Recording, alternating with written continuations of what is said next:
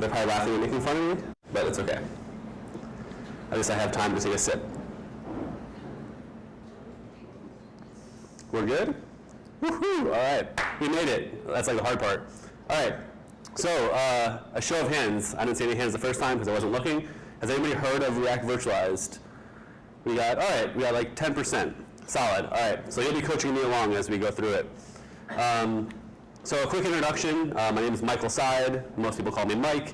I'm a New Yorker, born and raised, and then I turned San Franciscan, and now I'm back here again. It's nice to be back here. A lot of friendly faces and a great community, so thanks for accepting me. I'm the founder and CTO of Native. We do testing, publishing, and promoting of content across Facebook, Instagram, and Twitter. We help a lot of big brands and publishers really set up their game on the social media platform and help them deliver really profitable and good news. We're hiring, so if anybody is interested in working for a cool React platform and also for some big publishers and brands, feel free to talk to me afterwards. I'd love to talk to you. I'm a huge side project enthusiast. I've learned most of what I've known on little side toy projects, including the one that you'll probably see here. I encourage you all to do it as well. And I've also started working with React for a long time, back before it was version 0. You can find the code and a lot of other code I've written on my GitHub, so MB Seid. Cool. So what are we going to be working on today? Today we're going to build the Instagram feed. Feeds have a lot of posts and oftentimes over 1,000 pictures. Should I show of hands who's here has used Instagram? All right, don't be shy. All right, okay, cool. Probably a lot more than Facebook nowadays. But for this exercise, we're kind of going to have a few constraints, and we're going to make an app and learn how React Virtualized works. So the server is going to return all the posts. We're just going to big response back, and performance needs to be a priority. As most of you guys know, Instagram's on mobile, so we're going to have to play within those constraints as well. As a bonus, we're going to have searching on the client side, and we're going to also report metrics back to the server and kind of play with those as we go through. So now we have this problem and this challenge. How are we going to do this? The straightforward method. Also, I just realized, ignore my doc bar over here. So first, really simply, how are we going to tackle this? We're going to render all the elements. Just put them on a map and just put it all in there. What are the pros and cons of this? The pros, super straightforward. Everybody can map and just dump it on the page. We can use all of the browser's really cool features like percents of widths and just regular CSS and make it work. The cons, there's a lot of them. DOM manipulation is super slow. Downloading images eagerly will be even more slower. We have to download all of them. So for somebody on mobile, if you need to download 1,000 images, that's going to be about half of a person's data plan. We don't want to charge them money for viewing our website. And how will we handle metrics? Async requests are required. You have to figure out when things are on screen and off screen. There's a lot more kind of just manipulation about where things exist. So what other solutions come to mind here? The virtualized method. What that entails is basically you only render what you see on the screen. And this kind of got popular. I first learned about it in iOS programming. And basically what it is you only render what's there and you make it feel like the list is all there. So kind of like it's a shifting window. And as you can see on the left side, even though it only has all those elements on the left side here, above and below the browser, you're only really showing the ones that the user can see. And so what are the pros there? You only really have to worry about the stuff that you see there. There's no extra downloading stuff. You don't have to download all the images. And it's quite manageable. The cons, there's a lot of cons also. You have to worry about how much height each thing has. You do a lot of math. You have to worry about actually like moving stuff around and rendering stuff and unmounting stuff. And so there's definitely some pros and cons here. But in this case, for this problem, I'd say the pros definitely outweigh the cons. So enter React Virtualized. React Virtualized is an awesome library built by some very fine folk at Facebook who made this a really React-friendly library to make a lot of your life a lot easier so you're not rewriting a lot of these core methods. So we're going to kind of just play around today and build it, and I'll kind of explain how it works and stuff that you need to know to get going. So here is some code, and I'm going to hopefully make it bigger for you guys. Let me know when you guys can read it. Good? Big enough on the back? It's a pretty shallow room, so it's kind of nice. Here's going to be our dev tools, our fine and trusted dev tools here. And where did my browser go? All right.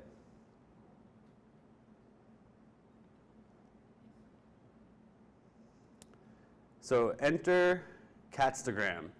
This is the Instagram feed we all know and love, with lots of them all over the place. OK, cool. It shows up better on screen here than it does. So let me know if you guys can't see it. But we're going to go with the first very simple method here. So we have our app.js file, and in our render function, we have our state of cats. And we go through each one of them. We render a div. Great. It's really simple, no technical burden. It's all there. It's pretty fantastic. But take a look at what happens when I refresh this page. We're going to be downloading about 70 megabytes, and it took 6 seconds to load, and that's on local on my laptop. Let's slow it down just a little bit more, and this is 4G for the people in the back, and we're going to slow it down a little bit more. And we could probably have 2 or 3 beers before this will be done, and needless to say, it's all going really slow. The waterfall is slowly doing its thing, and it's eating away and costing you dollars to render this page. Not only that, the browser itself doesn't have a sense of priority of what it's going to render, when it's going to render it. So you can see that the ones below don't finish the ones above, and as you scroll down, some of them are done, some of them are not. It's kind of pretty broken. It's definitely not going to work in this scenario. So what are we going to do? We're going to use a virtualized method. We're going to kind of manage it ourselves and see how it works. Cool. So we're going to switch over to our app number 2.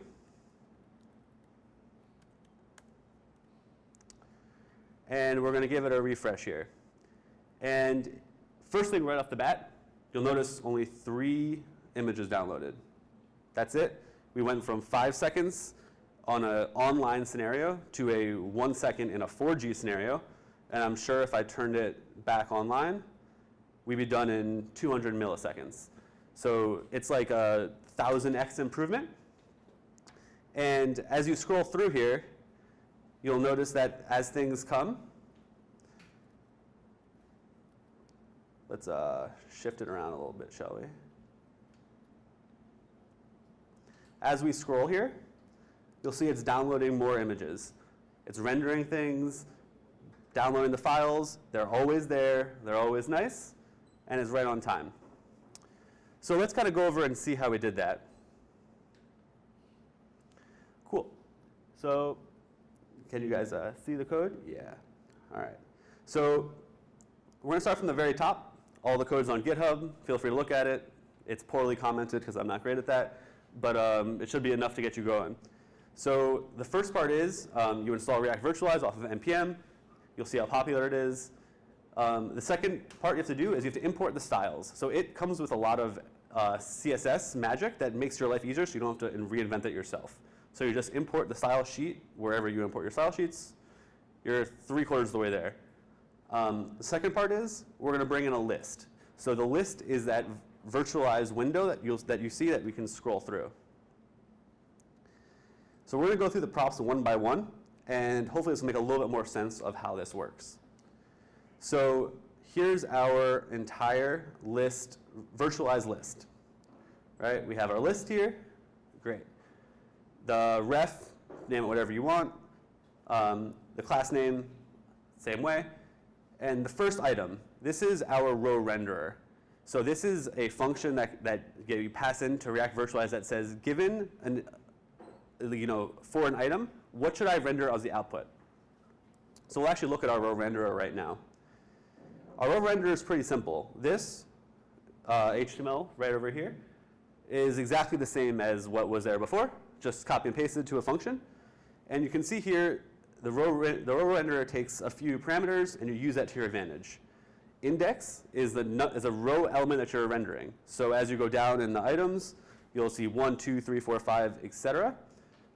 Is scrolling says, are you actively scrolling this right now? Is visible means, we'll get to that in a second, so just come back to that. The key, which is the unique key for the rendered items.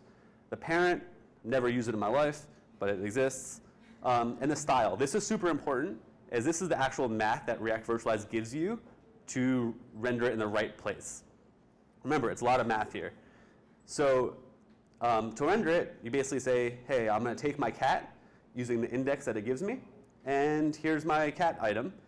And you can render out the cat item. Great. So now you have a way of saying, hey, React Virtualized, here's how you render a row. It needs to do some math here, right? So it's going to say, hey, here's the height of the window. Here's the width of the window. The width of the window is not really important in this scenario because it's a list. But if you're using a grid, a two-dimensional grid, going left and right, it's important. And a row height. So this is the actual height of each row that you're going to be doing. And this is the second most important item in how React Virtualized does its math. The next item is the row count. So this is how many rows you have in your index. And then as a trivia question, let's just say we have 10 items in our list.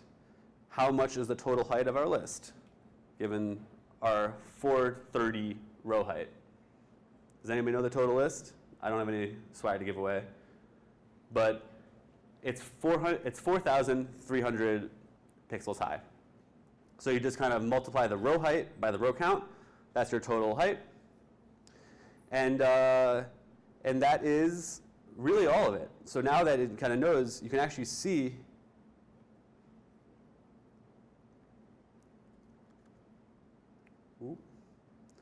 you can see in this here that the style it applied has 200, doesn't have commas here, but 2,300,000 pixels. The style has the height here of 430, and then it's positioned absolutely top, and the top is computed. So that's what it tells you that you, and so it kind of just like emulates that list. And as you scroll through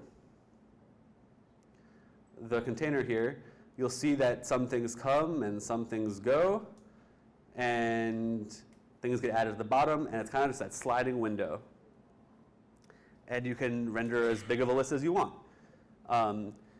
JavaScript memory is pretty lightweight and cheap, and doing math in JavaScript is much easier, so you don't have to worry about all the DOM manipulation, all the triggers, renderers, and stuff like that.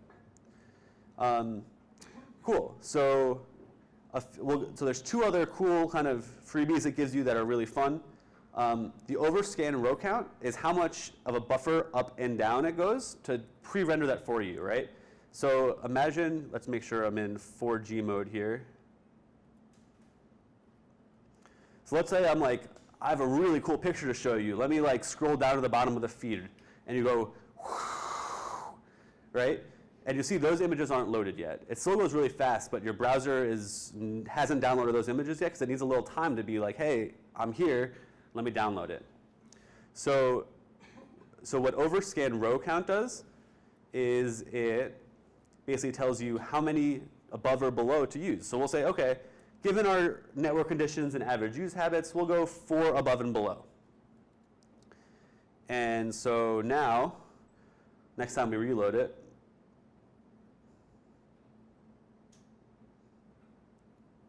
if you scroll faster, it'll already come pre-prepared with the images. And you'll see when you actually inspect it, there's more above and below, so that the window will always be prepared for what's about to come. And so it's a nice kind of toggle that you can play with. It'd be like, it's basically a trade-off between bandwidth and usage and a good user experience. And you got to kind of balance them both. And as a developer, you get to kind of have some fun. So that is the core of React Virtualized. What you may have noticed here is in this example, I'm not sure why it's like that, but in the example here, you'll notice that it's using this div overflow. It has the scroll bars on the right side here. It doesn't really feel like a real page. And that's kind of a pain in the butt for the users, and you don't want to have multiple scroll bars going left and right. Sometimes it's useful. In some interfaces, you'll have a very contained list within a modal or something, and great. That's awesome. But what if you wanted to have a regular page, like the entire page? They provide you this cool thing called the window scroller. So in the window scroller here, you'll see that it actually uses the window and the whole thing scrolls. So it's taking advantage of kind of harnessing in the top level document window and using that to relay information back into React Virtualized to give it the hints of where I am, how much math I should do, where's the scroll at. And it also allows you to use the actual window browser instead of an overflow hidden thing. So it kind of has both scenarios there. To use it, I'll kind of show you. There are, you start off with the window scroller. This is a component given to you within the React Virtualized library. It's a higher order component, so it wraps up whatever you want to have in there. And it provides a few things for you. It says the height. Is it scrolling? Is the child scrolling within it? And where the scroll top is. And basically what you do is you relay it down into the list. So a lot of these arguments you'll see are very familiar. And it is a nice way to kind of, you'll see how they kind of connect within each other.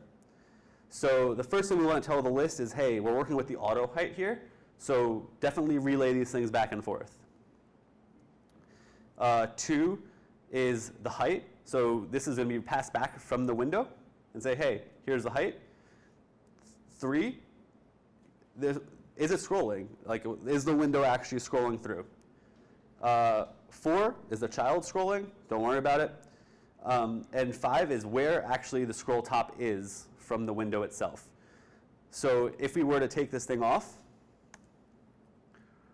right, and we reload the page here, you'll notice here we have the full height, but the window's not telling the list where we are, and it doesn't decide to re-render anything. So that scroll top is basically saying where should we do the math and what part of the window should we render. So it's an important way to keep those two managed. Cool. So that's most of React Virtualized. When broken down into those things, they're actually pretty digestible and pretty easy. And there are kind of a few caveats here that I just want to point out, just so you guys know, and you may have seen it before in working with this, is number 1, sorry, not this one. The row height here, it's fixed or it can be a function. So let's say we're building the Pinterest-esque view of it, where it's like a masonry tile grid and everything like that, where the images have different aspect ratios. They could be vertical or portrait or whatever. You may not have a fixed row height, and you may have to actually do something a little more magical there. So you can actually provide this as a function, similar to what you do with the row renderer, that basically says for this index, you can actually compute a height. A few caveats here. You have to do the math in JavaScript land. You can't like kind of say, hey, browser, how large is this image? Because you don't have the image. If you want to download the image, you'd kind of shoot yourself in the foot there.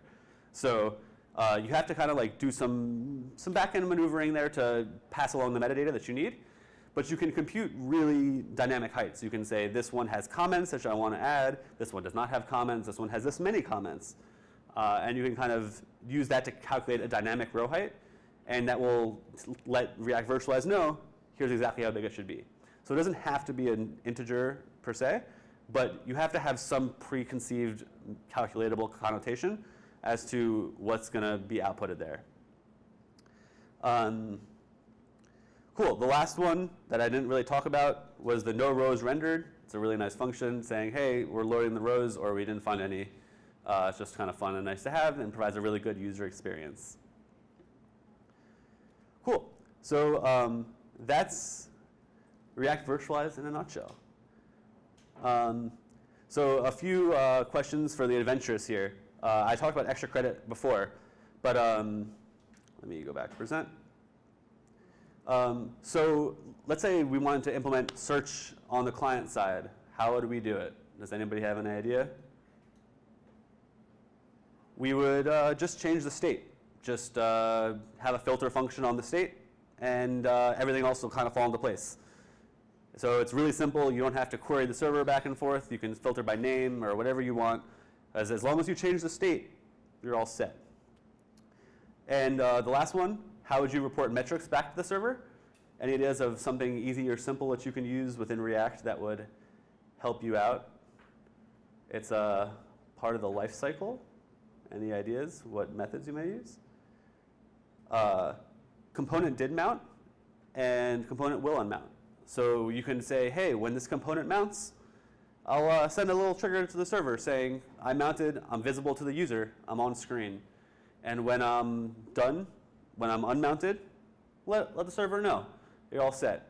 So you don't have to worry about kind of managing timers and figuring out when things are in view or out of view. You can take advantage of the lifecycle that you already have to manage your in view or out of view. Cool. So just as a recap, React Virtualized abstracts most of the problems for you. And there's some ups and downs there, but it gives you a lot more that you can do that will save your users a lot of bandwidth and a lot of power on their laptop. It's super performant, and it's kind of built for that under the hood. So they'll oftentimes say, you want to do something, and they'll be like, no, you really can't do that. And it's probably for a good reason. I've fought it too many times, and usually it's for a right reason. So stay within the Rails here, and you'll get the performance that you want. It has a super large contributor base, including me. It's really readable code, really easy to modify. So if you find a feature that's not there, feel free. They're super collaborative. There's like 11,000 stars. And it's a really good thing to get your feet wet in. And they're very friendly, so contribute. And it supports a bunch of different things. List, grids, which are like Excel, masonries, which are like Pinterest, collections, which are like Excels and Pinterest having babies, and tables, which I have no idea why anybody uses them, but they exist. So yeah, it's really nifty. I encourage you to play around with it. And if you have any questions or comments, I'd love to hear them. I think we might have a few questions left. Maybe I'm below on time. And you can find the code here, github.com, Seid, React Virtualized tutorial. Feel free to play around with it. The documentation should hopefully be good enough, and if you can't figure it out, submit an issue, and I'll hopefully figure it out for you. You can find me on Twitter, on the web, or on my email. And yeah, hope you guys enjoyed it. Again, I'm Mike from Native. We're hiring. Come talk to me. And hopefully you have some questions, and it wasn't too confusing. Yeah, I'd say 2 questions. So I saw one here and another one. Anyone else has a question? That means it must have been super clear. The talk has.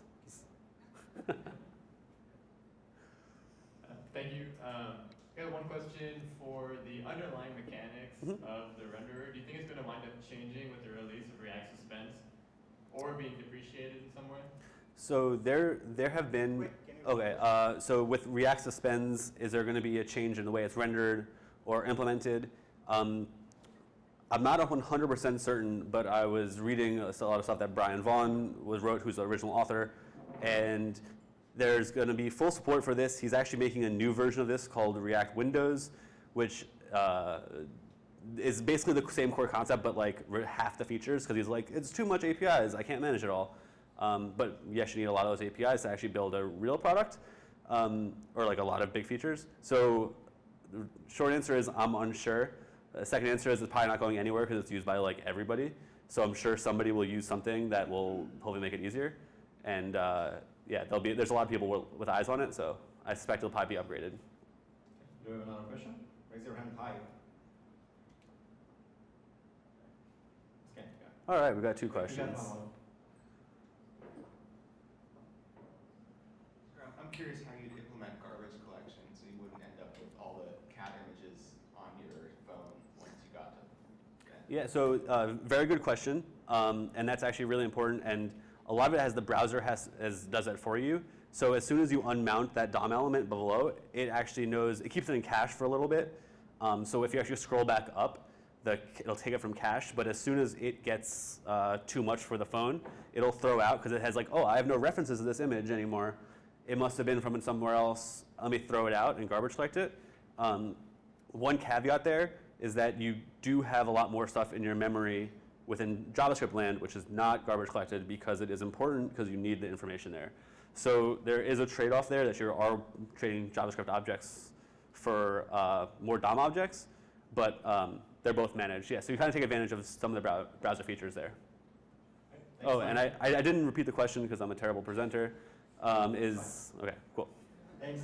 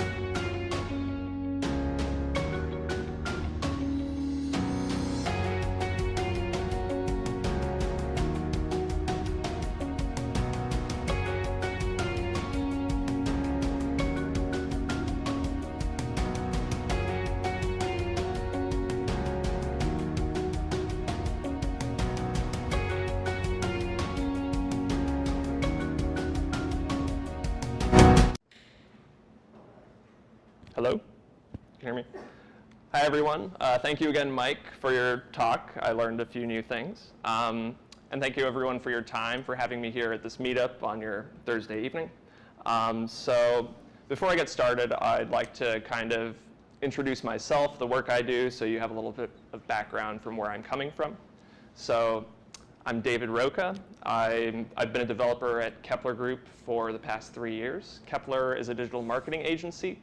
And a lot of the work that we do there centers around helping our clients get their message out online. So a lot of the work that I work on the technology and data services team centers around improving our employee productivity. And so these are internal web apps that we can kind of experiment around with in the workplace. So I've found that to be pretty fun. But that's enough about me. I'd like to learn a little bit about you all. So we'll start with a show of hands. Who here would say they have a passion for writing documentation? That could be anything ranging from markdown, restructured text, your favorite HTML template, maybe a blog. Okay, I got a few confident hands, but obviously this was sort of the minority. I kind of fit into that boat. To me, documentation is sort of this necessary evil. It always gets out of date. It might tell you one thing, but the environment should be set up in another way. And so to kind of outline why this is a problem and why I would prefer to actually just jump right into the source code, I'll tell you a quick story about what we worked on at Kepler. So a bit of a story time. Follow me on a time machine to a few years ago. My company had an interest in developing this internal web application. I was assigned to the front end, where I would be writing in React. Obviously, this is a React meetup. I'm a front-end developer as well. And my coworker was assigned to the back end, where he would be writing Flask and Python. And so in order to even get started with my front end, I obviously need to set up his back end. And he had an extensive README. He wrote some diligent documentation, talked about how I could install the database, set all of the database files up, get all of that running. And the README worked, and it was great. And everything was running smoothly. And at some point, the requirements piled up. We had some other developers. Shout out to Derek Zoolander. He wants you to read too. And at the same time, because of these requirements, occasionally my coworker would learn a new Python feature, implement a new thing, realize the version of Python he was using wasn't what we should be running. And so the Python version was always out of date. I would have to reinstall Python. It was a nightmare for me. And as this README evolved, or it didn't, I would have to follow along. And I don't want to think about Python as a front-end developer. I want to code in JavaScript. So it's not to say, hopefully you all can see this, it's not to say that that he was the only problem. I was also part of this problem. I wasn't the most efficient with my own setup, and it was really tough to onboard new people. So we brought in a third developer, and he had a few problems setting up his environment. And it just, obviously you should see that this is a somewhat inefficient workflow that we all have to deal with. So this is kind of where we felt on that side of whether you felt really confident or not. And to also highlight, how many of you have seen code that's kind of like what we have on the screen? If you can't see it, basically a bunch of if-else of, if we're in production, you do one thing. If you're on development, you do something completely different. So this is I saw a lot of code across the code bases. It's really hard to mitigate this effectively. But maybe in one part of the code, you'll still have to do this. But my hope is in this talk, you can mitigate that if-else block. So basically, we needed a better approach for setting up our development environment. And so given that experience among others, I sort of coined this phrase, basically joined ideas together from the DevOps world. If you're not familiar with infrastructure as code, I'm not going to dive too deeply into this, but the development environment as code is basically a way of saying, instead of writing a README that tells people how to set up your environment, write code that sets up their environment. And so the point of that is that instead of telling someone, read through this README, do some manual work, instead, what you can say is run 2 commands and your development environment is working. Wouldn't that be nice? So it's a bit of an arduous journey to get there. So I'll boil down some of those ideas. And I figure that it'll be helpful to ground the discussion in a hypothetical project. So let's imagine I'm collaborating with my friend. And I'm writing React. She's writing Express API. We're writing JavaScript across the stack. It's great. I go through her README. I install Node.js. I run the API. It breaks. Something's wrong, so I tell her something's wrong. And this is sort of her outlook. It's your problem, not mine. So, I mean, that's any developer. It works on my machine. It doesn't work on yours. It's obviously your problem. So I have to deal with it. And we kind of work together to realize what the problem is.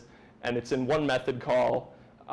This is like I just tried to find a string feature that's only implemented in one version of Node.js. Turns out trim end is only supported in Node 10.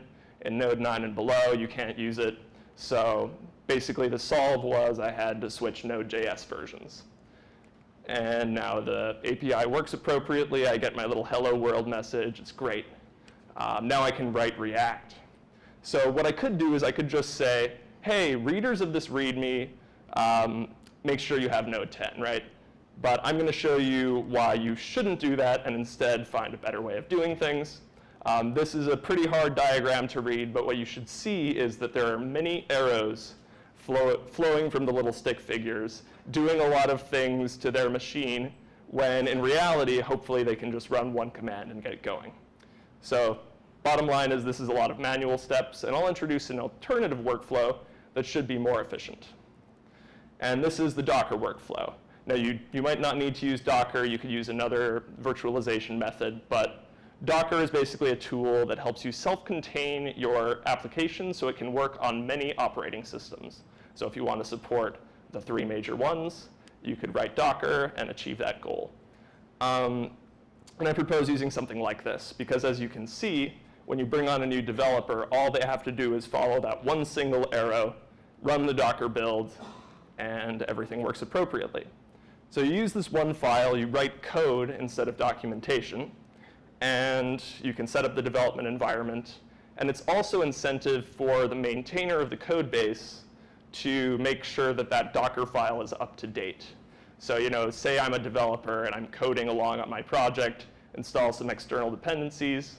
I might not have incentive to write additional documentation in the README. So anyway, I'll use an analogy to something that most people are familiar with, and that's the idea of writing to package.json.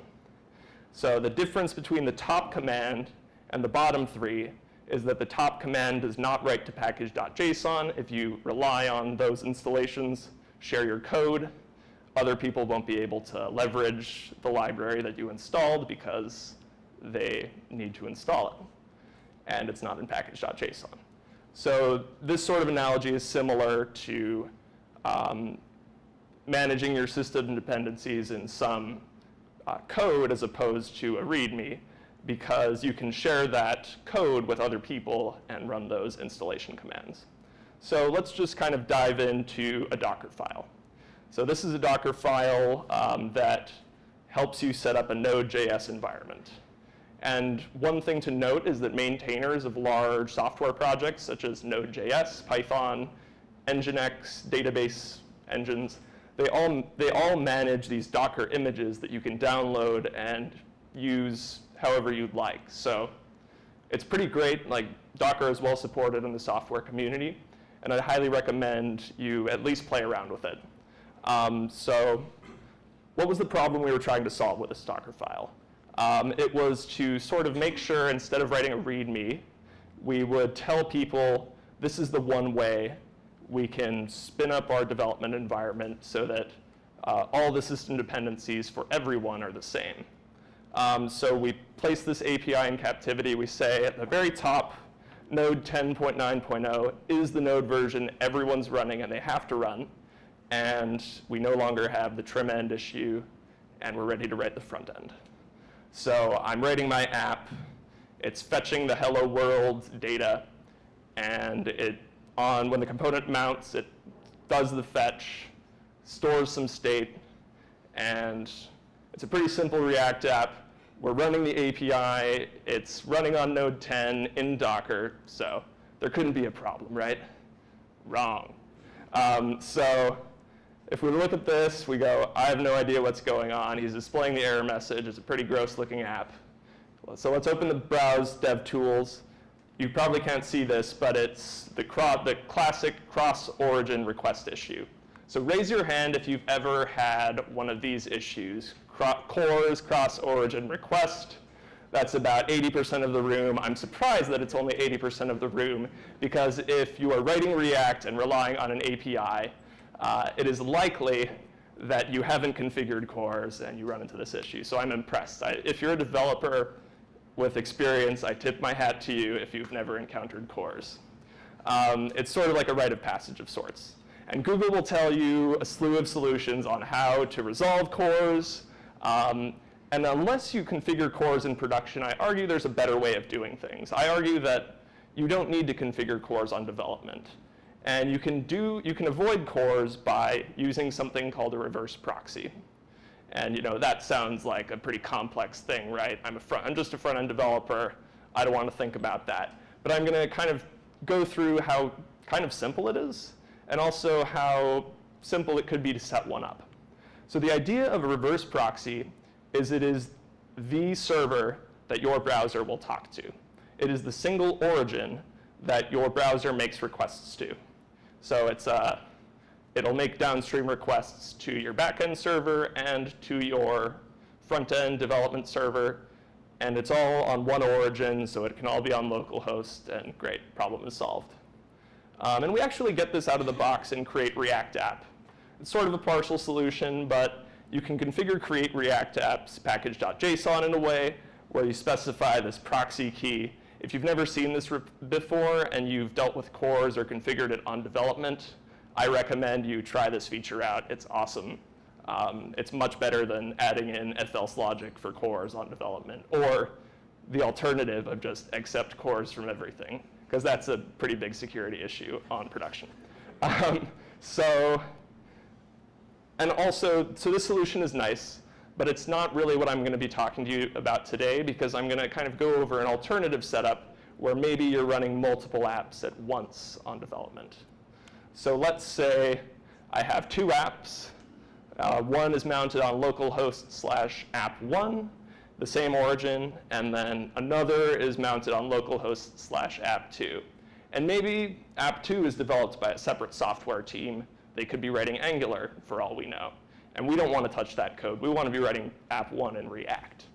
And let's say we're also talking to the same API on the same origin. It's ideal that we can set this, theoretically this would be nice. It's not the simplest environment to set up, but I'll kind of walk through how one might do it. And we can use a tool such as Nginx. Again, it's one of the tools that you could use. I think Lyft released this new tool that's pretty cool, configured in YAML. There are a couple of other reverse proxies, but I'll go over Nginx because that's the tried and true solution for a lot of people. So here's an example Nginx config file. What I hope most people can get out of this is the location blocks. So basically, this is where you write the logic of if the path that I'm requesting is prefixed by API, then I know I'm going to query the localhost server on 5000. And if the location is prefixed by app, I'm going to query the location on /app. Or I'm going to query the development server running on 8000. So one thing to note is that this is a non-standard setup for your development server, making sure everything is mounted at /app. And you might have to tweak a little bit of webpack config. Create React app currently doesn't support this out of the box on development.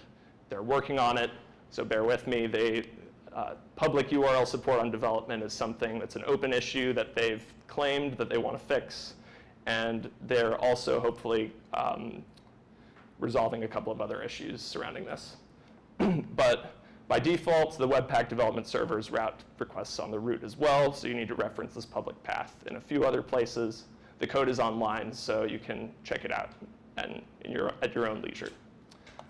Finally, the last tool that I want to introduce is called Docker Compose.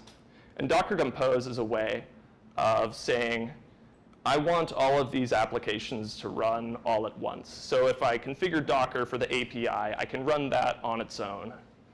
But I still have to run that separately from my front end. And then if I want to introduce a reverse proxy, I have to run that separately. If I'm running a database, I have to run that separately. And it's just, there's a lot to keep track of. And this Docker Compose tool allows you to run all of these services all at once in one environment. And it's pretty nice. It allows you to set this all up in a cross-platform solution as well. So here's an example compose file. You basically say, here's the configuration for my app. Here's the configuration for my API. Here's the Nginx stuff. And you can sort of, in one file, see how all of your systems talk to one another, which I think is pretty cool. And in this Docker Compose file, you can achieve this diagram that I've shown you here by saying, OK, the API talks to the database. The front end can talk to the reverse proxy, et cetera. So that's Docker Compose. And finally, once we've configured all of this, we only need two commands to both build and run the development environment. And I'll show you a demo in a bit, but this is all you need in order to get started with the example application that I've posted online.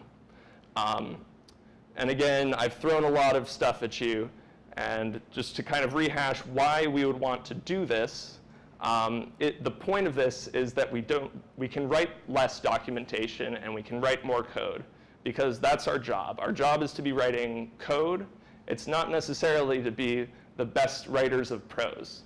And so the goal here is to move this sort of stuff out of the README and into some other system that we as developers can maintain. And on top of that, software abstraction layers such as Docker with Docker Compose can help pin down the system dependencies you're running. So you no longer have to have this back and forth with coworkers or with friends you're collaborating with to talk about, oh, my version is broken. Oh, mine is fine. Why is that an issue? Nobody knows. You might have installed a bunch of dependencies that you no longer need and have to reinstall everything. So I can talk at you all day, but I figure I'll put the money where my mouth is and give you a demo. So let's see, 1 second. So I'll have that, and I'll get my terminal over there. Oh, wrong side. There we go.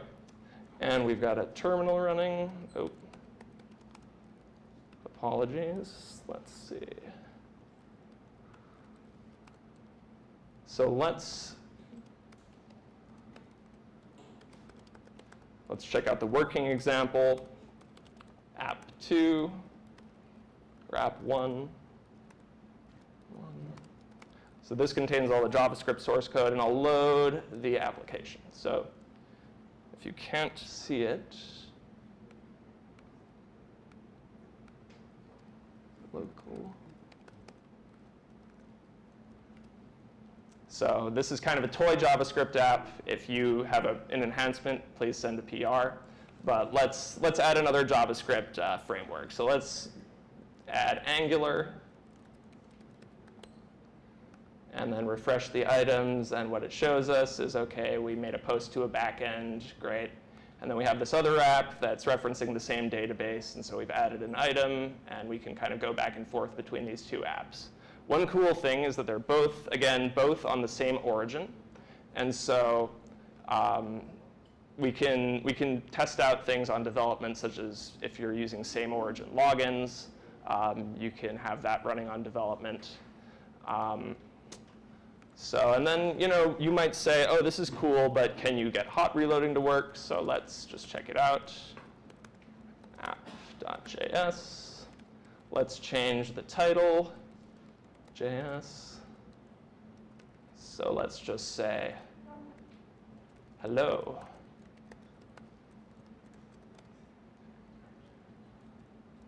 And we didn't save.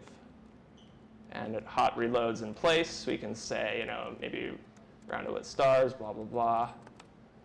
You get the gist of it. So that's pretty cool. Similarly, we can edit app 2. Oh, we didn't want to do that. Escape. All right. Let's go to app 2. Maybe change its title.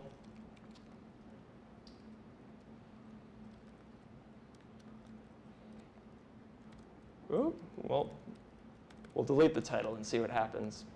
Hot reloading doesn't work with Create React App as nicely, but we can reload the page. So we have both development servers up and running, and the code is compiling, and they're all running under one origin. And that's kind of what I wanted to show you all today. So that's pretty much it for my talk. Thank you all for coming. Does anyone have any questions? Yeah, let's have 2. We see 1. We all have one other hand. And I'm coming for the first one.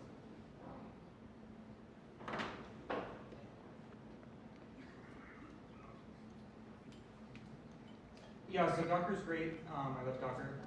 I see you're running Linux. You're running Alpine Docker container. That's awesome on Linux. It's very efficient. On Mac or Windows, it's not as efficient. Like you're not using the resources of your laptop, for instance. A lot of these people probably run Mac OS X.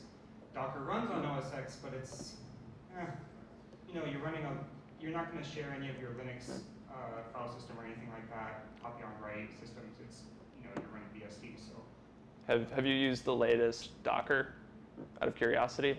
I don't use OS X. I use Fedora.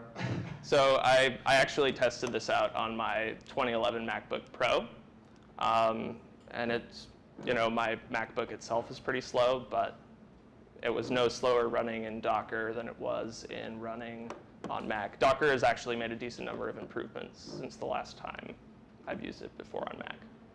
So I don't think it's as big of an issue as you might think. Right. Another question?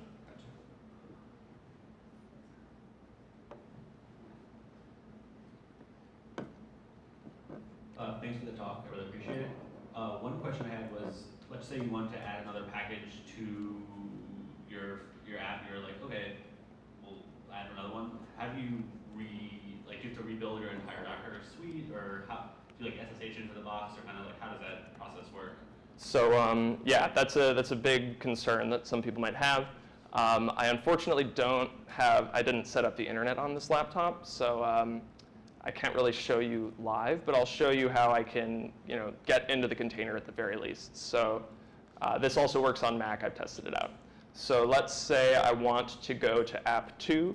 I would just type the command docker compose. Hopefully you all can see this. Docker compose exec app2 bash. And what that does is it actually gets me to the file system of the container, and this is running bash there. So this is the whole file system of the Docker container. I'm in home node app, and so that's how I would type yarn add package. So yarn add redux. And then that would, because I'm using this thing called Docker volume, so I'm mounting this entire directory as a volume. And so this is the same directory as the thing that I'm talking to, or this is the same. So let's add a file. So let's echo hi file. Now the file is in the file system there. If I type a git status, then we can see that this new file is also on my local file system. So in that regard, if you type a yarn add, it would actually write to package.json, and it would create the node modules in the container itself, so you would have access to it on the local file system and in the Docker container. So docker compose exec run the command. All right, thank you so much. Thank you, David.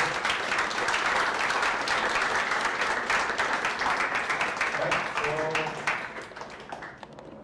the schedule for the rest of the show is we're going to have a small presentation about scripted.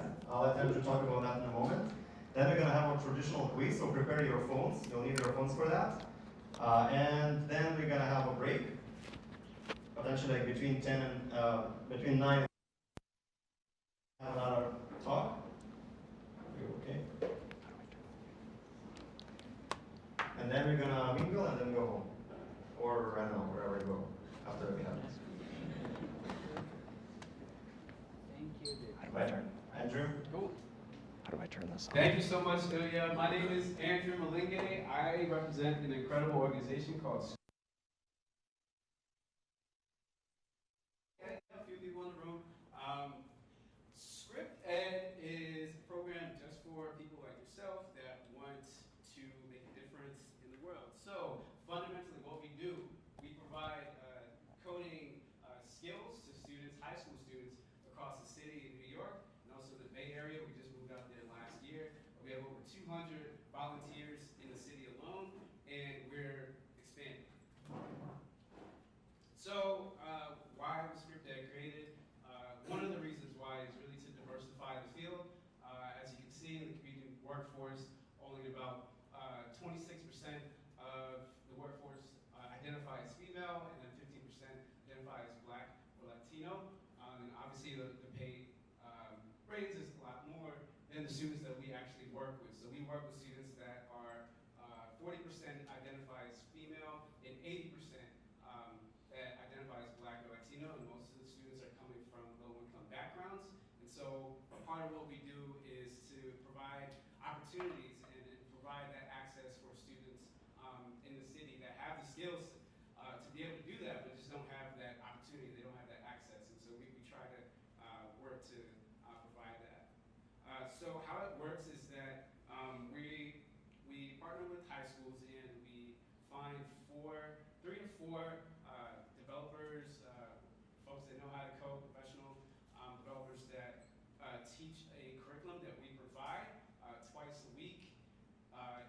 schools that we've been working with for the last couple of years. We've been around for 6 years, by the way, and we just started yesterday in our 7th year, I guess. Yeah, 2012. Okay, yeah. So it's a volunteer basis, twice a week. You're on a team. You lead a class, and one person leads, and then we have like the rest of the volunteers just kind of zone around the room to provide support for the students. And also you're supported by a program manager like myself, and a teacher maybe in that room if they are there. So you're not alone. If you have no experience teaching, that's okay. We also provide like training for you to be able to do that as well. So what do we teach? We teach HTML, CSS, JavaScript, and jQuery. Our students are primarily 10th grade, 11th grade for the foundations course. We have different levels. I'll get to that in a second. As you can see, we are all over the city, from Harlem to Crown Heights. We have, a lot of spots that are open right now. During the month of September, we try to get volunteers like early so they can last the entire year. Speaking of which, this is from September to June. It's twice a week. Obviously, you have things you got to take care of. We understand that, but our goal is to have you in the classroom as much as possible, twice a week, for 45 minutes to 90 minutes, depending on the program, twice a week. And yeah, so we have lots of openings. Just let us know. As I said, twice a week, September to June, 45 to 90 minutes. And yeah, so the only thing that I did not say is that you get fingerprinted through the Department of Education. So why volunteer? We have like a community of over 200 volunteers from across the city. It's a really great opportunity just to mentor a lot of young people and give back, especially when, as I talked about earlier, about the field just being absent of young folks, especially young people of color who come from low-income backgrounds. So this is your opportunity to put words into action. And here, I'm not going to read each of these, but as you can see, our students, have been talking about how much script data has meant to them. So as I mentioned earlier, we've been around for 6 years. So some of our students are in college. Actually, 73% of our students are pursuing computer science as a career, either through majoring in college or pursuing it in their jobs. So our work is having impact, and we are expanding, we are growing, and as you can just see, it's something that it's been really special, and it's on the cusp of really growing up to be even more. So if this is something that speaks to you, that you are interested in joining yourself, fill out an application, and then we'll have a phone call, and then we'll be able to find you a school that fits your needs. So if you live in Chelsea and want to work in Harlem, we'll work around where you live to find a school that best fits you. If you're like, oh, well, I can only do in the morning, early, and I need to get in office by 10. We have plenty of schools that provide that. If you are someone that wants to, only go at 5 p.m., we have after-school programs as well. And yeah, so we work around you. I'll be around somewhere. I'll be around somewhere during the break. You can just come talk to me. But if you've heard enough and you're already pumped, submit an application, and then we can have a phone call, and then we can talk about different options. scripted.org/volunteer. Thank you so much.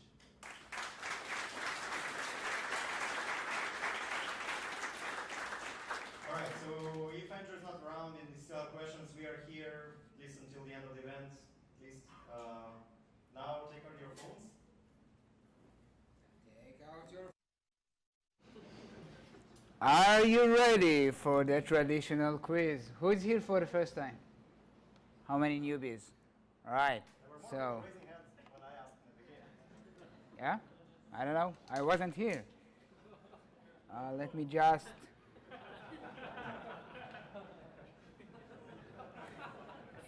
Find my slide. No PHP developers here. I hope so. All right. So, classic. Take out your phones. Let me see your phones, guys. Come on. Wow, what's going on? You're too quiet. What is it? Is this a Vue.js meetup? No. Is this an Angular meetup? No, this is ReactNYC. Make some noise. Undefined. Who is undefined? Who is identifying himself as undefined? All right. Sorry. Where's the music? Where is the stupid music? Aha. All right. All of you, please connect. Meantime, I'm going to tell you that, just as a reminder, we don't have any privacy policy at all. So, while you're connecting to the game, we will share your private or whatever. Go down.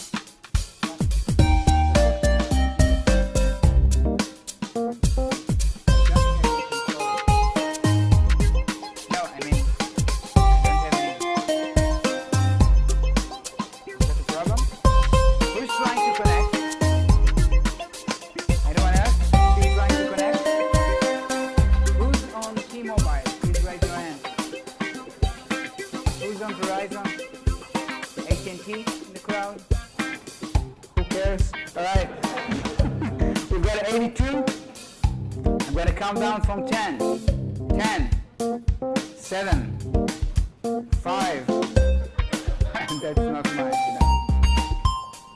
Oh, people still connecting, all right. Get ready for the only quiz in town that got no prizes. So basically you don't have any reason to attend it. All right, let's get started. You'll see your questions, you'll get 20 seconds to answer. Please help us to help you and make better meetups. Do you know React? Most important question, not at all.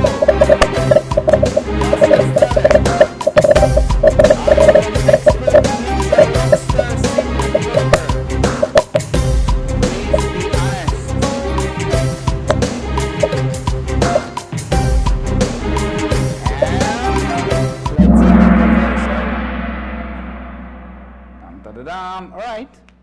Who's the Express Ninja Rockstars developers? Raise your hand. We can check it out. Are you looking for a job? If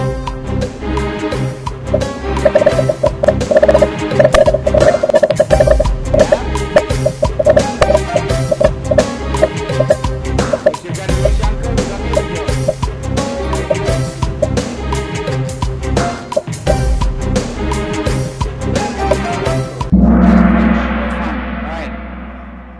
Who's got a rich uncle? Raise your hand. So, who's hiring? Raise your hand, very high. All the job seekers. Look at those people. Soon you'll get a break, just attack them. All right? Cool. So, what would you do for your ReactNYC community? We do a lot for you. What would you do for us? For a change. You can always spread the word.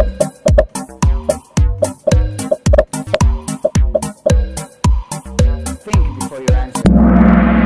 This quiz is full of surprises. Alright, who's gonna give 25 push-ups? Raise your hand. Just one? It's 21 people. Yeah, we need you to shut down the music because it's too loud on the live stream for Alright, so people. No problem, so I'm just gonna sing in between. That's fine. Which framework the person in the picture use?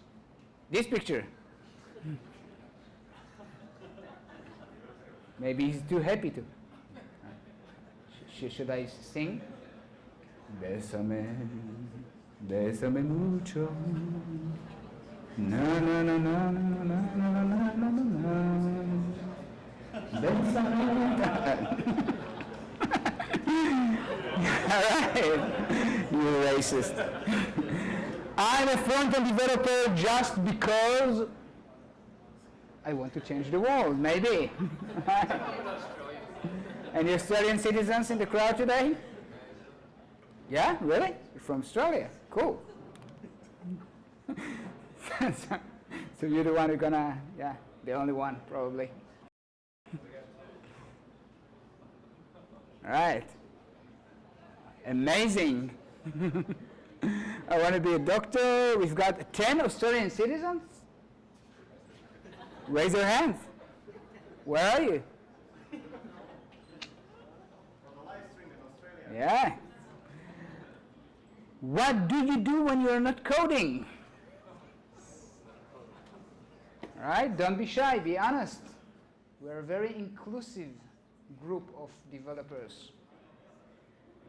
If you're staring at watermelons, this is natural. I'm staring at watermelons sometimes at Stop and Shop. Actually, all right, 22 musicians. Are musicians in the crowd? I play guitar bass. Play guitar bass. If there is any musicians in the crowd, please speak with me at break. We're starting a new project, the front-end band. So if you both are musicians and front-end developers, please talk to me, all right? How old are you?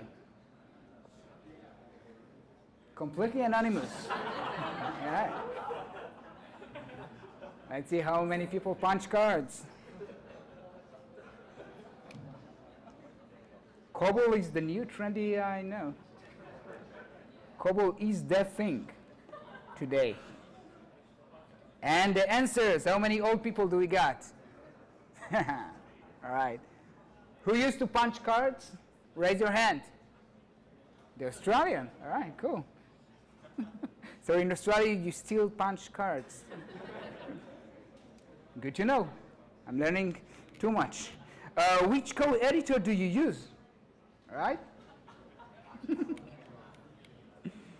Yeah, JetBrain, it could be WebStorm, PHP Storm, whatever, just JetBrain, all right, VS Code. Think about your answer, all right? Be honest. We're here for you.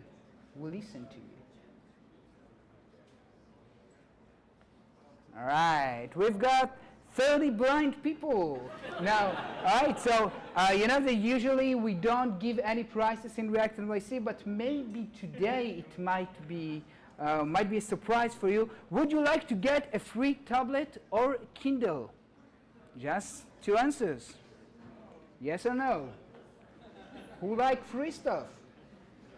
You can never know. We're full of surprises. I wonder if someone's gonna choose no. All right, yeah, I'm curious. Let's see the results. Cool, so all the people except the 30 blind people gonna get a tablet or a Kindle, because if you're blind, you don't need it. No? Think about your answers. Why do you come to ReactNYC?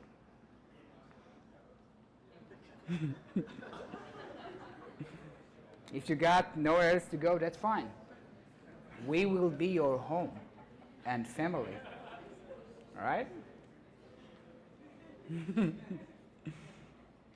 Let's see how many happy couples can we make today.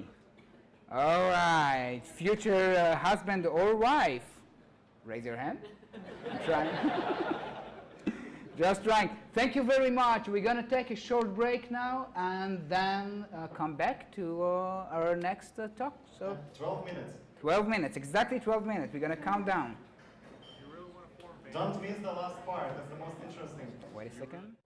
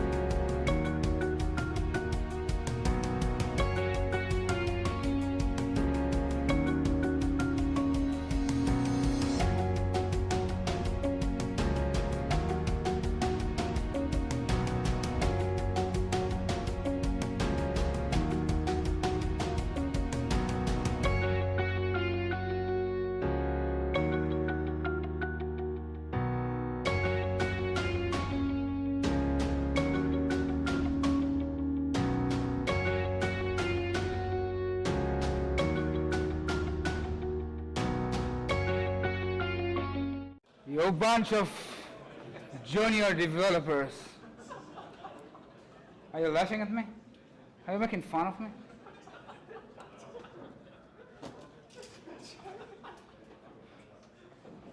You think it's funny? Do you think it's funny? Show some respect. Show some respect. All right.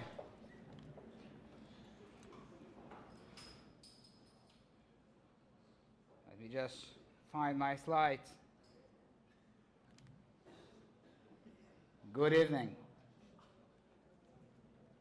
I can be tough and I can be nice, but it's up to you. Today I'm going to tell you the untold story of compound components in React. Those events based on a true story. Don't laugh at me, guys. Show a little bit of respect, please. All right? Let me introduce myself. My name is Sergeant JSX. I am Neil Kaufman's alter ego. I'm a web technologist GDA. I earned this title. I'm part of 500 Tech Front-End Special Forces. How are you making fun of me?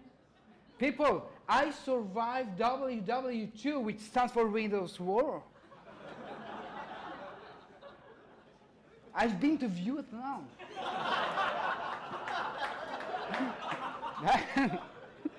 That's not funny, man. That's not funny. I survived to tell you the story, but guys, today, I'm going to share with you a true story about the day that changed my life. Hopefully, it will change yours. The day that I was sent to a special secret mission. All right? We were supposed to attack a base of PHP developers and migrate a WordPress website to React. But like in war, things went wrong. So I found myself in prison. Are you laughing? You know what they do to guys like me in prison? They force you to build apps that work on IE6. Yeah. You think that's funny? You think that's funny? You bunch of junior developers, you don't know what it's out there for you.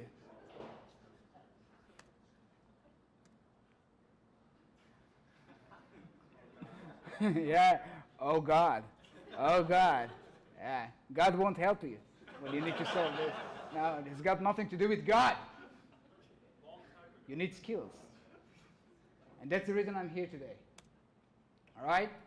So, a bunch of PHP developers gave me an opportunity.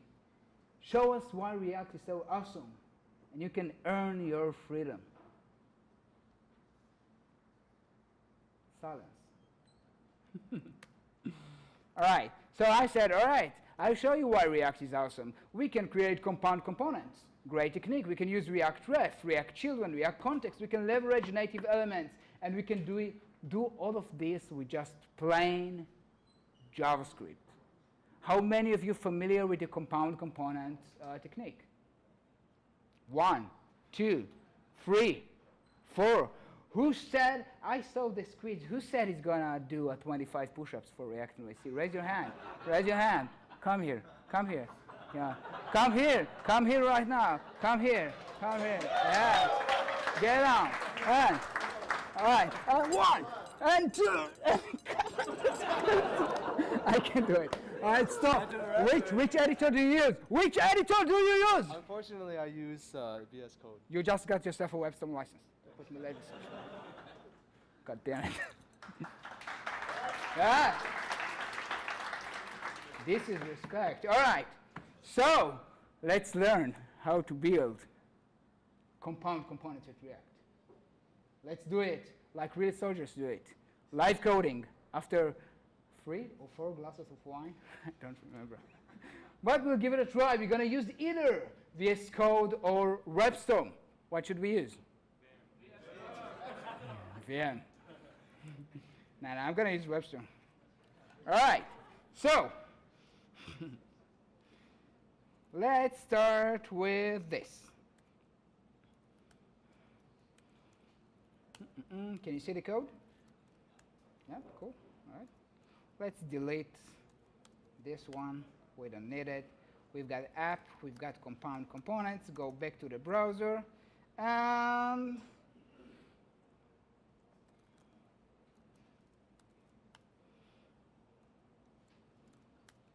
Yep, that's what happens when you just delete files sometimes. All right. If you've seen one of my talks before, I really like to do a real live coding, which means it's a real live coding from scratch. So you will be my compiler. If you find something, if you find a mistake, deal with this. All right. So we're going to build together from scratch a video player component. Sounds good? All right. So a video player component shouldn't be a big issue because we've got this video tag from HTML, which is cool. So I can just pass source, like talk MP4, and you can play video. All right. So if we do this like autoplay, so once we render the component, we can see the video. All right, straightforward. Any questions? Cool. Native elements. All right. But let's build a component out of it. Let's do this. Let's come here, create a new file. Let's call it player.js. And create a component. You can export it directly. And right here, I'm going to place the video file. I'm going to take the source from the props. So if I use it right here, we can do this, path, and talk MP4. All right? Cool? Yeah, simple. Let's add some more interactions with this component. So let's use React Ref. Who used React Ref before? Hopefully, most of you. Cool. Most of you. I'm going to create it outside of the class because it's totally OK to create stuff outside of your class. I mean, that's the same file. That's a JavaScript module, all right? Don't be afraid. Not everything needs to be on the instance, on the prototype, part of the state. Let's call it video ref. React, create ref. Here, I'm going to use it.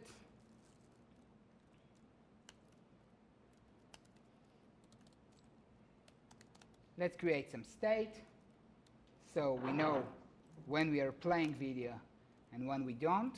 And I don't want to hard-code any strings because a real soldier never hard-coded his strings.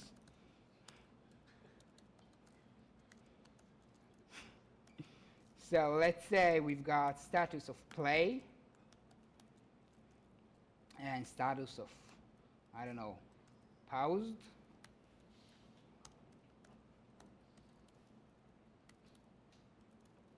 And let's initial our state, status, pause. And because I've got a reference to my element, I can close this one. Where's war? Wait. What? What? Line.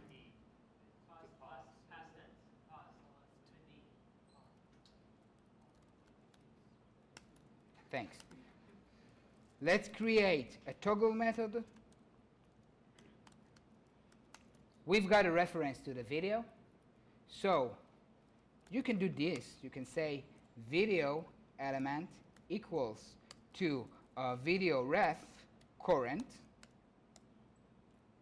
But this is how a junior developer doing variable assignments.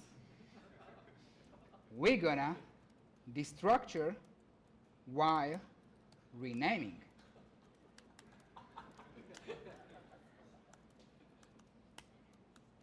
All right? This is what they teach you in the special forces. Yeah, you're laughing. You won't survive the basic training. See you on my next workshop, junior developer. All right. So let's say that if the video, I just call it video. Oh, whatever. If it's paused, and right now I'm referencing the HTML element, who's got a property paused, all right? Native HTML. So if someone wonders where this pause boolean came from, it's from HTML, just to make sure that we're on the same line. So if it's paused, let's set the state. You can pass an object. You can pass a callback. You can call this video element play if it paused, and I can change the status to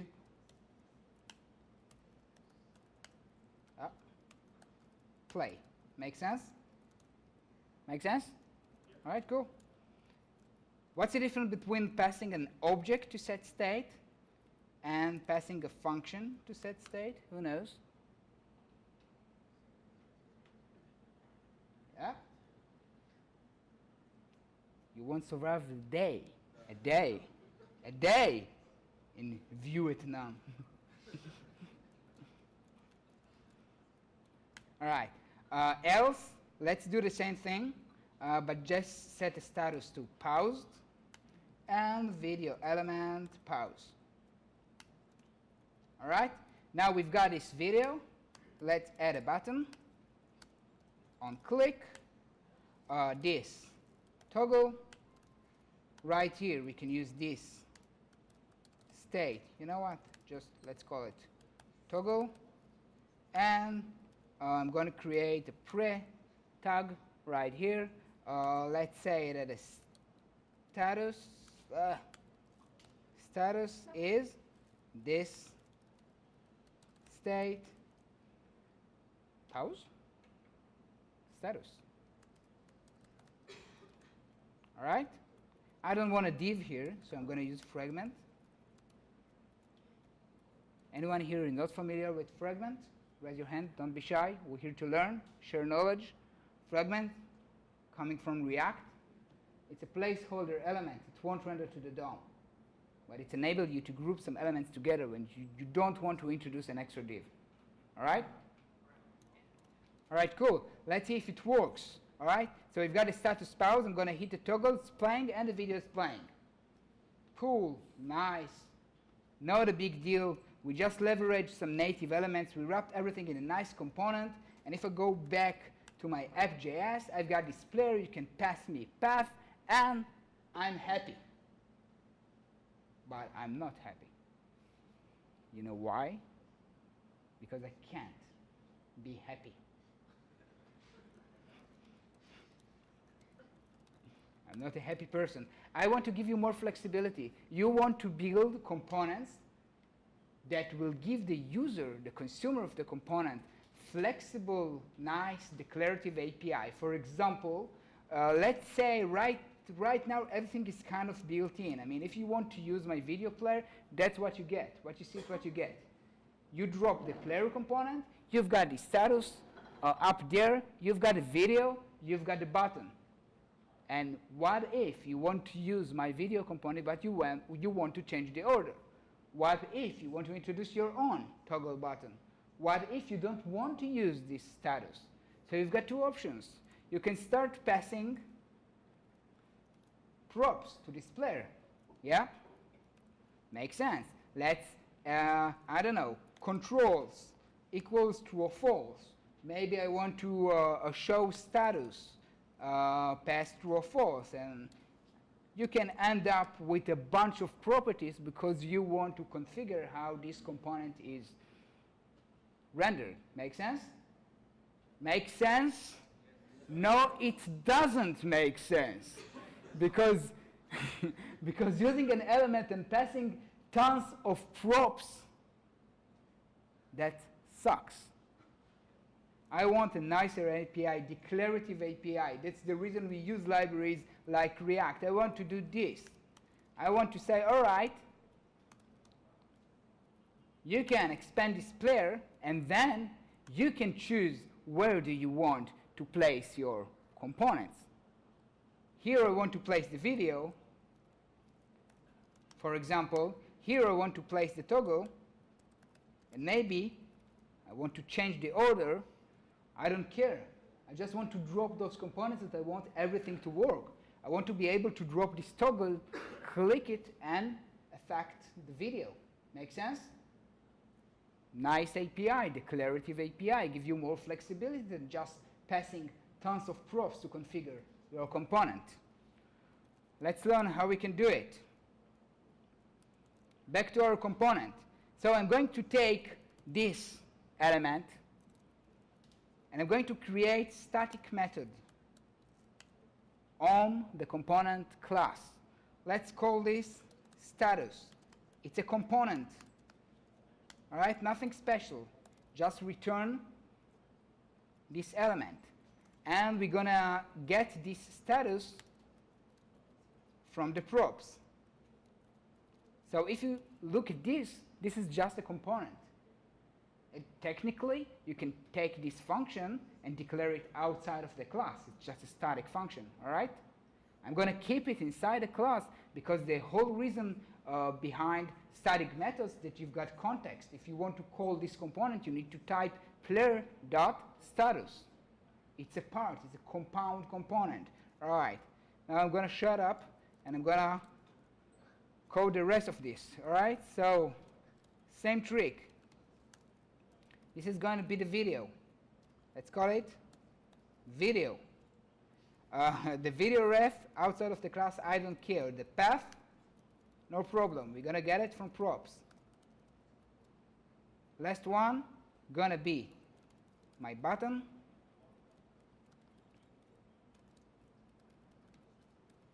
And again, toggle.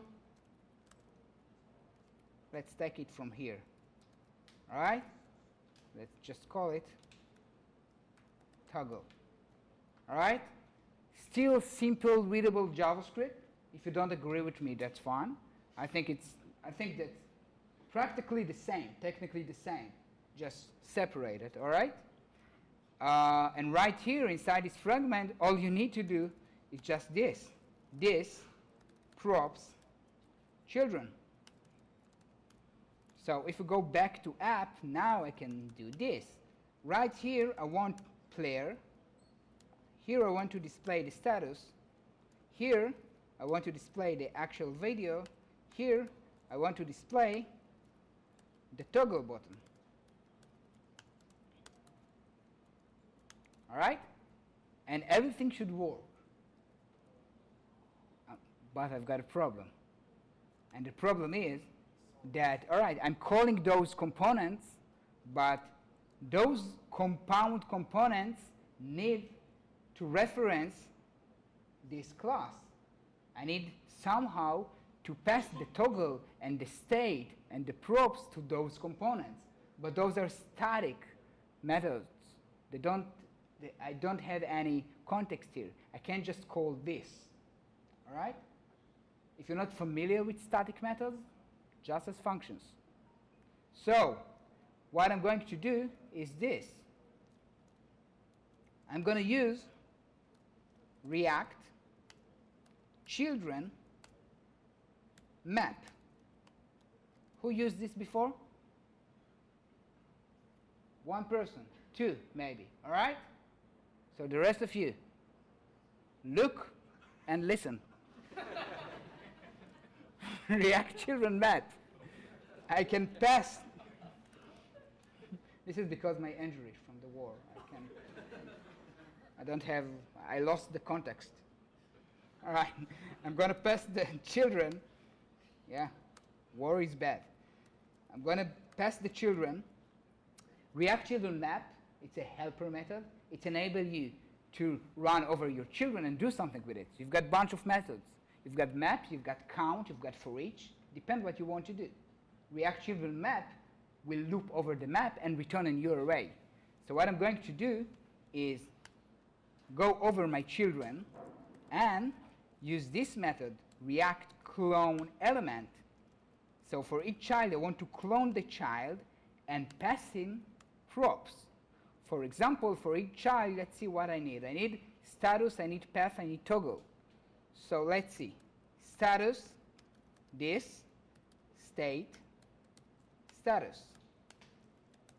Toggle, this, toggle. Just the method. What else? Path, this, props, path. So what you're doing right now, you go over the children and you just add props. You clone the element and you merge new props. So now it's a kind of magic. Look, everything works. Look at the status. Magically, everything works, but now you've got a very interesting flexibility. Let's say I don't want the status, no problem. Get rid of it. Everything still works. Let's say that I don't want this button right here. I want to change the order, no problem. Toggle, I want to place the status right here. Where is it? I don't know. All right? It doesn't really matter. Nice and declarative NPI, so the consumer of your component can decide how he wants to compose this component together. You give him a bunch of compound components. It's integral parts of the same components, but he gets the flexibility to choose the order and what he wants to render, and everything just works. All right? We haven't finished yet. We've got like 10 minutes, all right? 20 minutes to 9, we're going to mingle and go away. Up until now, who learned something new about React? Give me some feedback. All right, that's good. That's good. You're still a bunch of junior developers, but that's good. All right? But I'm still not happy with this because I don't have enough flexibility. If you look at this component, there's a problem right here. I'm looping over the children, and for each child, I'm passing some props, but it's just the top level. elements. In other words, let's say I want to really customize this thing. I want to take this toggle button, but instead of just, just putting it here, I want to wrap it with some other elements. I want to create my own style. I want to use your player elements, but I don't want you to define that I can use those compound components just on the top level. Now I broke this component. Look. Do you understand why? When you loop over the children, you loop over player video, player status, and a div. Just the top level. So React, if you look at the error message, invalid value for prop toggle on div tag. Great error messages. So that's not good for us. Let's use the power of React. Up until now, we use a bunch of things. Look, we use ref, we use compound components, and now we're going to use context to solve this. So again, outside of the class, I'm going to create, let's take the name of the class, player context. React, create, context. Back to my render function, I'm not going to do all of this. I'm going to take this object. I'm going to delete everything. I'm going to use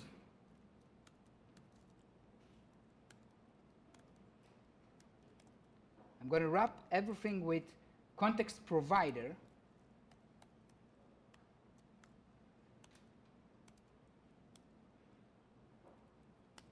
Actually, I think I can get rid of this fragment as well.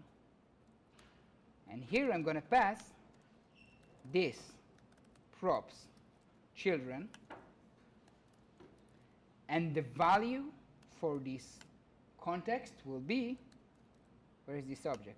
Right here. Don't need this, I don't need this. So let me walk line by line. I created a context right here. Right here, I created a context.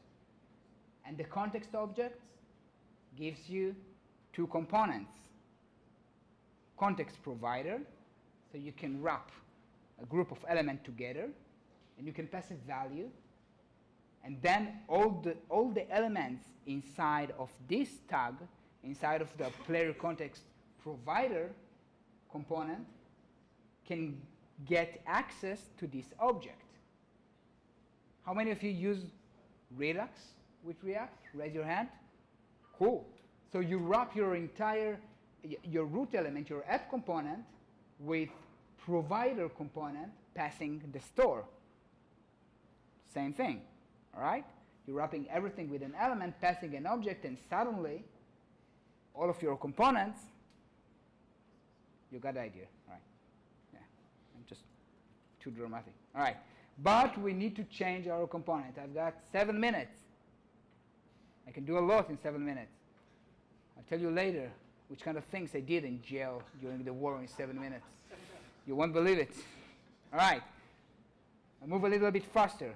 When you use your provider, if you want to consume those values, I need to refactor those components. For example, now my status, I won't get it from props. I'm going to do this. I'm going to create a player contents consumer. All right, so when you call the status, I'm returning you a consumer, and inside the consumer I need to pass a function to get access to this context object. So now I can get this from context. So here I wrapped everything with a provider. I'm rendering the children, and each one of the children, like the player.status, gets an element, a function, that wrapped with a consumer, and that's the reason I can get access to this context. This CTX is this object. Make sense? All right, I'm going to copy and paste all of this. So same trick right here. instead of doing this, I can just pass the function, give me the context, return this video element, but this time you're going to get it, the ref, I don't need to touch it, from the context, so I don't need this anymore. All right? Last one, going to be this one. I'm going to wrap everything with a consumer. I'm going to pass a function that accepts the context, return the button, and I can take this from context. So I don't need to pass any props. So right here, everything still works. But now, I'm free to do whatever I want here. So if you want to put this toggle and use it inside a div, that is inside a div, inside a card, inside whatever, I don't care about the structure. I've got context. Can get everything from context. All right? All right? I've got something like 4 minutes. Yeah, you appreciate live coding. You appreciate live coding. Thank you. Unrespectable bunch of junior developers. Don't worry, you will learn your lessons. I'm sure. All right? So, I can continue on and on and on and customize this component. Because I've got only 3 minutes, I'm going to show you something really quick. Let's say I want to take it a step forward. I want to say, all right, when I put this toggle component, I get your button. I don't want your button. I want to use my buttons, and I want everything to just work. I want to do this. I want to be able to say, all right, you've got your own toggle, but I want to put here just a span, said click, and I want it to work. I want to click it and play the video. You won't render a button for me, all right? So, 2 minutes. Let's just do it. So right here inside the button, the toggle button, I'm going to combine those two techniques. First, I'm going to create a function. I'm going to return the button just like before. But here, I'm going to ask if there is any children.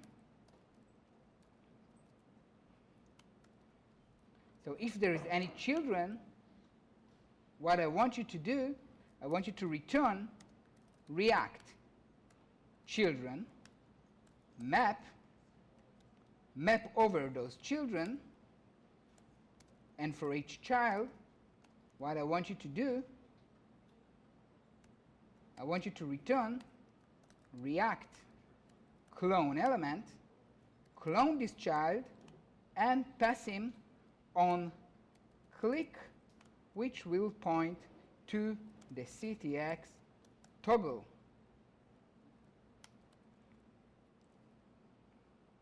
I'll share this code with you if you can handle it, so you can learn from it. But right now, I can do whatever I want, and everything still works.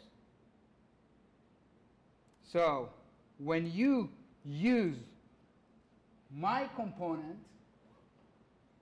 you can structure whatever you like. You can create your own buttons. I don't care. You've got nice compound components. Everything will work magically. Yeah, agree? Don't agree. There is no magic in code. Let's summarize.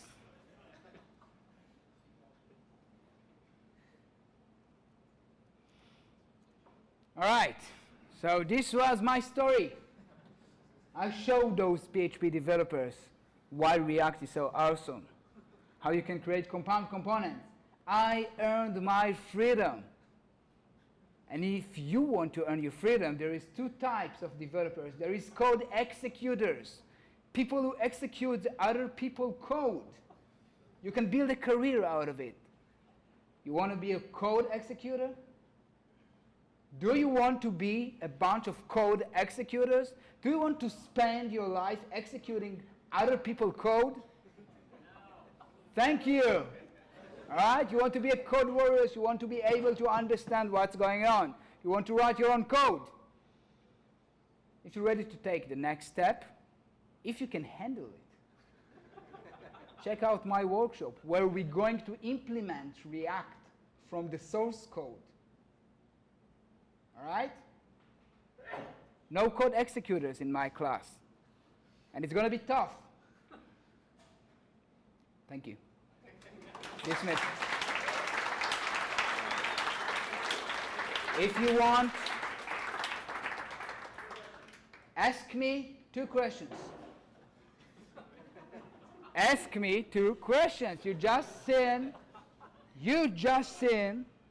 live coding, which went perfectly well. What? What? Where?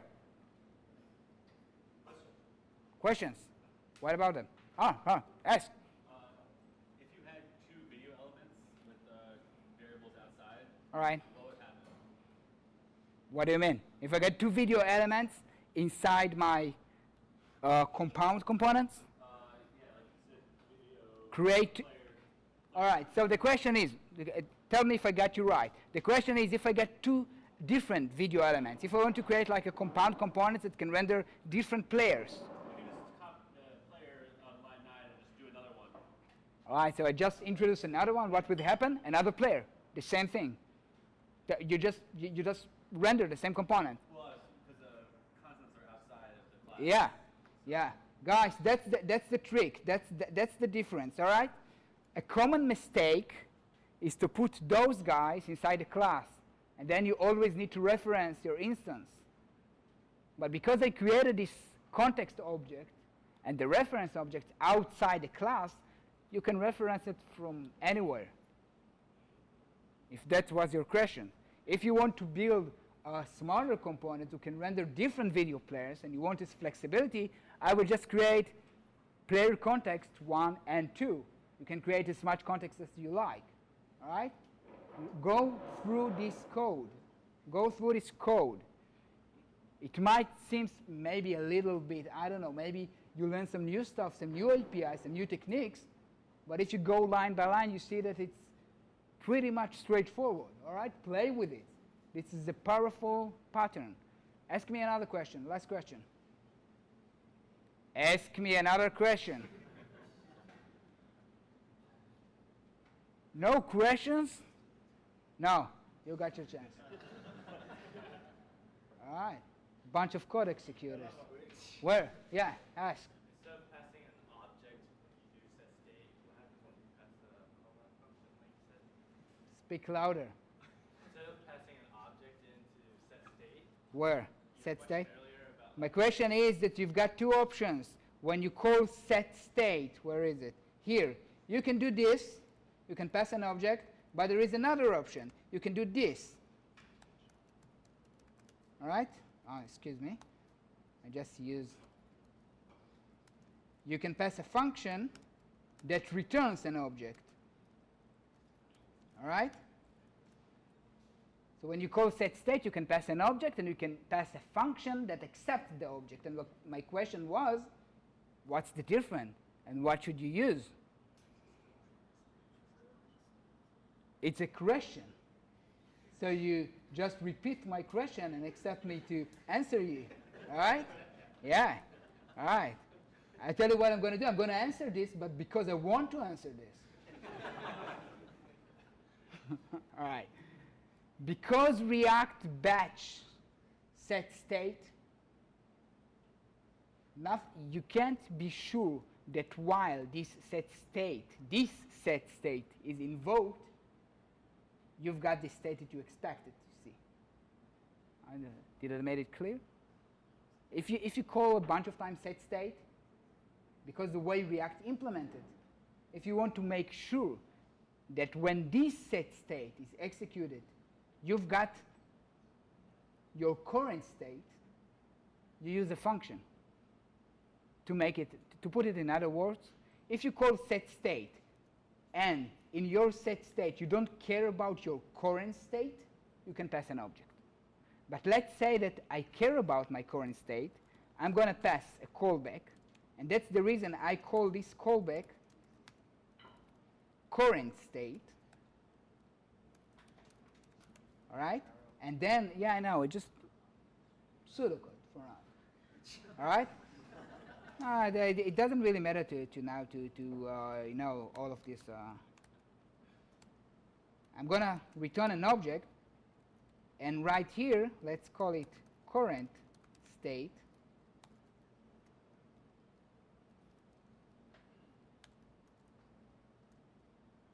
This current state is promised to be the state that I'm expecting it to be. So if you're toggling like a Boolean on your state, if you care about your current state, use a function. Then you can be sure that you got the right snapshot of the state in this specific time that this set state was called, because React batching is a set state. All right? Make sense? All right.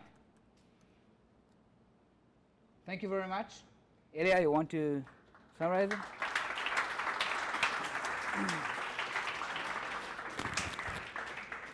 I hope you enjoyed and you actually will be able to see me here next time. So thanks for coming. Thanks DigitalOcean for hosting.